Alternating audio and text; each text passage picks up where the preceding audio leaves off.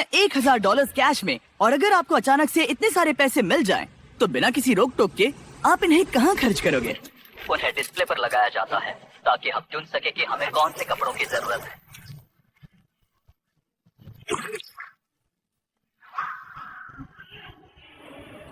Uganda के rural इलाकों के लाखों लोगों के लिए ये पैसे अलग तरह से इस्तेमाल किए जा सकते हैं। इनमें से ज्यादातर लोग एक दिन का गुजारा सिर्फ $1 या $2 में करते हैं, जिसका मतलब है एजुकेशन लेना, एक बिजनेस शुरू करना, खुद का इलाज करवाना और इलेक्ट्रिसिटी मिलना तो यहाँ नामुमकिन सी बात है। तो मुझे लगता है सोल्यूशन आसान है, राइट? हम ये पैसे उन्हें क्यों नहीं देते? लेकिन फिर मुझे लगा इतने सारे पैसे जिन्होंने पहले कभी नहीं देखे, ऐसे लोगों को हजारों डॉलर्स देना बहुत ही गैर जिम्मेदारी होगी। इसलिए जब एक ऑर्गेनाइजेशन इस काम में मदद करने के लिए हमारे पास आई, तब एहसास हुआ कि और पता करने के लिए वहाँ जाना ही होगा। युगांडा एक खूबसूरत देश है और ये कुछ कमाल के लोगों से भरा हुआ है। पर जब भी पहली बार गिव डायरेक्टली इस प्रोग्राम के बारे में मेरे पास आए, तब मेरी शुरुआती रिएक्शन ये थी कि ये एक बहुत बुरा आइडिया है। मुझे लगा कि पूरे 1 साल की तनख्वाह जितनी रकम ऐसे लोगों को देना जो भयंकर गरीबी में जी रहे हैं, इसका अंजाम आखिर में बहुत भयानक हो सकता है। गिव डायरेक्टली एक स्ट्रिक्ट सिलेक्शन प्रोसेस के जरिए सबसे ज्यादा जरूरतमंद गांव की पहचान करते हैं और हर एक परिवार को साइन अप करवाते हैं। उसके बाद वो रेसिपिएंट को एक मोबाइल फोन देते हैं और एक यूनिक पिन नंबर तैयार करते हैं। फिर पैसे उनके सिम कार्ड पर भेजे जाते हैं ताकि वो सीधे ट्रांजैक्शन कर सके, या फिर करीबी आउटलेट पर जाकर एक मोबाइल मनी एजेंट से पिन का इस्तेमाल करके पैसे निकाल सके। कम्युनिटी में नौकरी के मौके सीमित होने की वजह से गाँव वालों के लिए अपने परिवार को संभालना भयानक रूप से मुश्किल हो गया है। इन्हीं लोगों में से एक है पॉल। मेरी एक बीवी है, 2 बच्चे हैं, इसीलिए मैं रुका हुआ हूँ। मेरा परिवार दिन में सिर्फ एक बार खाना खाता है। हम बस एक बार खाते हैं, रात के समय। हमारे सामने ये चुनौतियां हैं।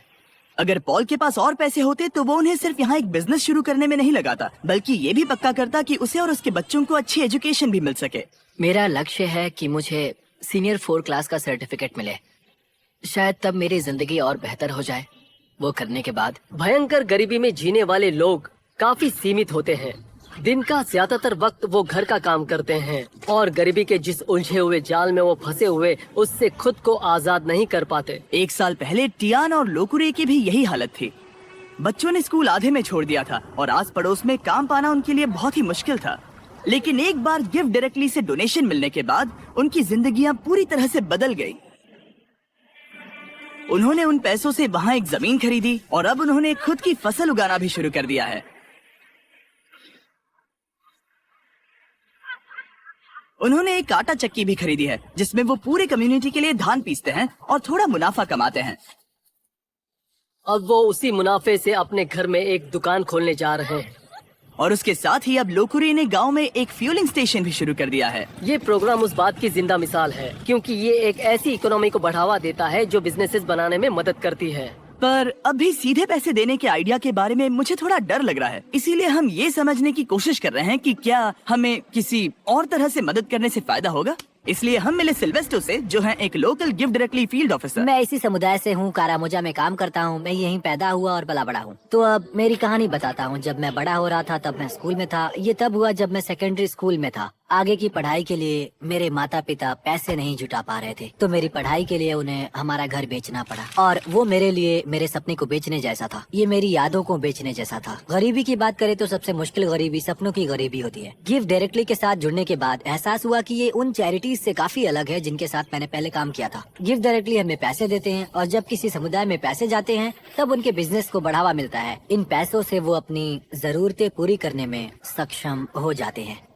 लोग यहाँ गरीबी की चपेट में हैं, इसलिए नहीं कि वो कोशिश नहीं करते या फिर वो काबिल नहीं है। वो इसलिए गरीबी में फंसे हुए हैं क्योंकि यहाँ मौके कम है। इन्हीं लोगों में से एक हैं जोसेफ, इस गांव के मुखिया। कुछ लोगों की जमीन है पर वो बहुत दूर है, इसीलिए हमें कुछ पैसों का इंतजाम करके कहीं और जाकर जमीन खरीदने की जरूरत है। हम घास से घरों को बनाते हैं जिसे दीमक बहुत तेजी से खा भी सकते हैं और वो घर ज्यादा दिन टिक नहीं पाते। और अगले साल फिर से वही चीज, घरों को तोड़ो, फिर से बनाओ या फिर उन्हें ठीक करते जाओ। पर घर उन कई समस्याओं में से एक है जिसका ये गांव सामना करते हैं। भूखमरी, गरीबी और एजुकेशन की कमी गंभीर रूप से इस पूरे कम्युनिटी को पीछे ढकेल रही है। गांव को संभालने के अलावा भी जोसेफ पर एक और बोझ है। जोसेफ को कुछ सीरियस हेल्थ कॉम्प्लिकेशंस भी हैं। कुछ साल पहले इन्हें एक स्ट्रोक आया था जिससे ये कमजोर पड़ गए हैं और पैसे ना होने के कारण हेल्दी रहने के लिए इन्हें जिन दवाइयों की जरूरत खरीद नहीं पा रहे। यहाँ पर जीना बहुत मुश्किल है। पता नहीं मैं बच पाऊंगा या फिर नहीं। मैं सच में नहीं जानता क्यों स्ट्रोक एक बहुत ही गंभीर बीमारी है।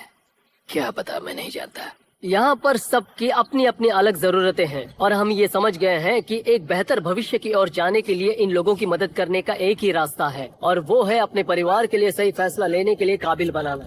इसीलिए हमने गिफ्ट डायरेक्टली की मदद करके इस गांव के 300 परिवारों को पैसे डोनेट करने का फैसला किया, और आसपास के इलाकों को भी जो इन्हें भविष्य बनाने में मदद करेंगे। और क्योंकि गिफ्ट डायरेक्टली की टीम रेसिपिएंट डिस्ट्रीब्यूशन प्रोसेस को पूरा कर रही है, जिसमें पूरा दिन लग सकता है, इसलिए डैन और डैरन गांव एक्सप्लोर करने निकल पड़े, जहां वो 2 छुरी तेज करने वालों से मिले। क्या लगता है उनसे अच्छा कर पाएंगे? मैं जानता हूँ मैं कर सकता हूँ।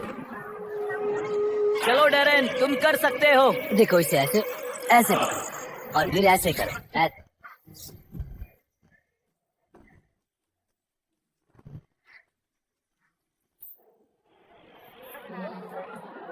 और अब होगा एक फाइनल टेस्ट।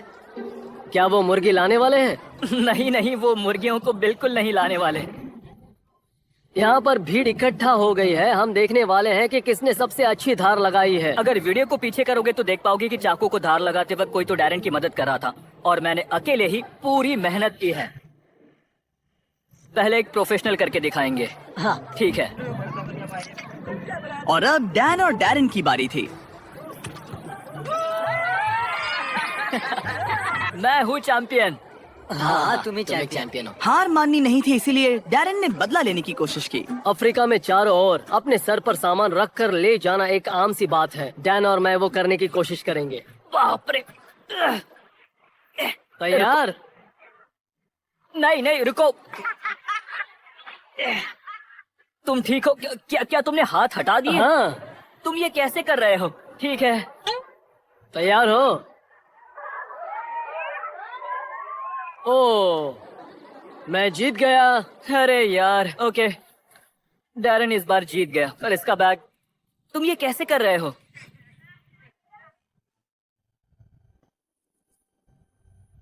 और अगले ही दिन वक्त था डिस्ट्रीब्यूशन का।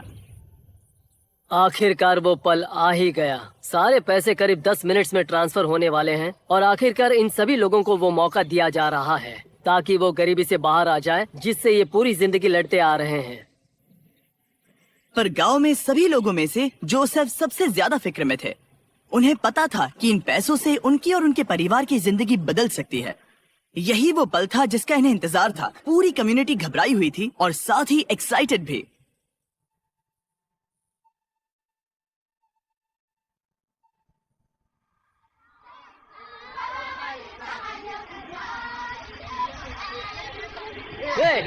यस।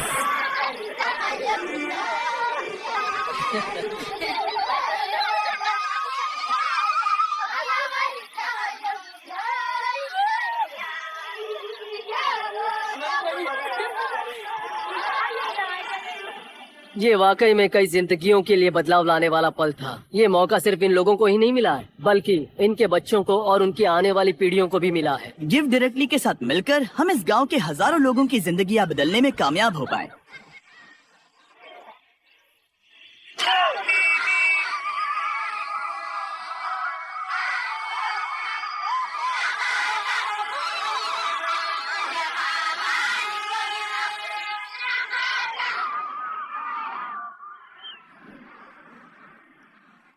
वो टेक्स्ट मैसेज मिलने के बाद अब वक्त था इन रेसिपिएंट्स के पैसे निकालने का। पिछले कुछ सैकड़ों सालों से इन लोगों को मौका ही नहीं मिल पाया था, लेकिन अब आगे जाकर उन्हें वो मौका मिलेगा। इतिहास की वो पूरी श्रृंखला टूट चुकी है, और अब वो अपने लिए ही नहीं बल्कि आने वाली सभी पीढ़ियों के लिए भी एक मजबूत भविष्य उभार सकते हैं। और कुछ लोगों ने उन पैसों को सही जगह इस्तेमाल करना शुरू भी कर दिया, जैसे कि रूथ इस बात की शक्तिशाली मिसाल है कि ये पैसे क्या साबित करने की क्षमता रखते हैं। गिफ्ट डायरेक्ट से पैसे मिलने से पहले मैं मेरे बच्चों को सहारा नहीं दे पा रही थी। मैं उनके लिए दवाइयाँ भी नहीं ले सकती थी। मैं बस एक हाउसवाइफ थी, इसलिए जिंदगी बहुत मुश्किल थी। पर ऐसे हालातों के बाद भी रूथ ने गिफ्ट डायरेक्टली से मदद लेकर अपने सपने पूरे करने की ठान ली थी। उसे अपने उन सपनों को पूरा करने का मौका दिया गया था, जिससे ये अपने आप को और अपने बच्चों को एक उज्जवल भविष्य की राह पर ले गई। अब वो अपने अंदर के बिजनेस की स्किल्स के जरिए खुद में सुधार लाने के काबिल बन चुकी है, जिससे बाद में उसके समुदाय में भी सुधार आएगा। अब मैं मेरे परिवार की जरूरतें पूरी कर सकती हूँ और फिलहाल जिंदगी बहुत आसान है। अब ये पहले जैसे बिल्कुल भी नहीं है। पर रूथ ऐसी अकेली नहीं है जिसने अपने पैसों से कुछ कमाल का शुरू किया है। मिलिए आयुमा से। इन्होंने अपनी पूरी जिंदगी एजुकेशन में लगा दी है। सालों कड़ी मेहनत करके एक एक पैसा जोड़ने के बाद इन्होंने जमीन खरीदने के लिए पैसे इकट्ठा कर लिए और गिव डायरेक्टली से मिले पेमेंट की मदद से ये यहाँ बना पाई कुछ क्लासरूम्स, टॉयलेट्स और यहाँ तक कि इन्होंने 7 टीचर्स भी रख लिए और आज इस स्कूल में 200 से भी ज्यादा बच्चे पढ़ रहे हैं। उन पैसों से इस कम्युनिटी में एक बहुत जरूरी फार्मेसी भी बनाई गई, हजारों स्टूडेंट्स की स्कूल फीस और यूनिफॉर्म्स के लिए मदद भी की गई, यहाँ तक कि सैकड़ों परिवारों के लिए घर भी बनाए गए। और ये पैसे कैसे खर्च किए गए उसके बस ये कुछ ही एग्जाम्पल्स हैं। जब भी इन लोगों को छोटे से छोटा मौका दिया गया, इन्होंने उसे ले लिया और वो तुरंत ही काम पर लग गए, ये जानकर कि अभी उनके पास एक ऐसा मौका है जो उन्हें पहले कभी नहीं मिला था। और ये मेरी पूरी जिंदगी के सबसे इंस्पायरिंग और मोटिवेटिंग बातों में से एक भी हो सकता है। ट्रिप को पूरा करने के लिए डैरेन और स्कूल देखने चला गया, जो कि गिव डायरेक्टली की मदद से अपने स्टूडेंट्स की संख्या को 650 से लेकर पूरे 980 तक ला पाया, वो भी एक हफ्ते में, क्योंकि अब उनके पेरेंट्स फीस भी दे सकते हैं और यूनिफॉर्म्स भी खरीद सकते हैं।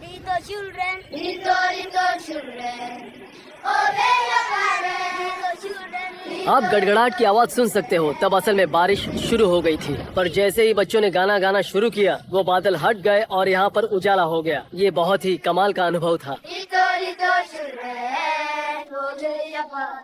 गिव डायरेक्टली ने साबित कर दिया कि हमारा शुरुआती शक बेबुनियाद था और ऐसे कई नए आइडियाज हैं जिनके बारे में सोचकर हम एक साथ एक उज्जवल भविष्य की रचना कर सकते हैं। पर और काम बचा है, इसीलिए हम गिव डायरेक्टली के साथ मिलकर और एक गांव को पैसे देने वाले हैं जो बस 1 मील दूर है। अगर मदद करनी है तो डोनेट बटन दबाइए या givedirectly.org/beast पर जाइए ताकि हम और युगांडन्स की मदद कर सकें। सब्सक्राइब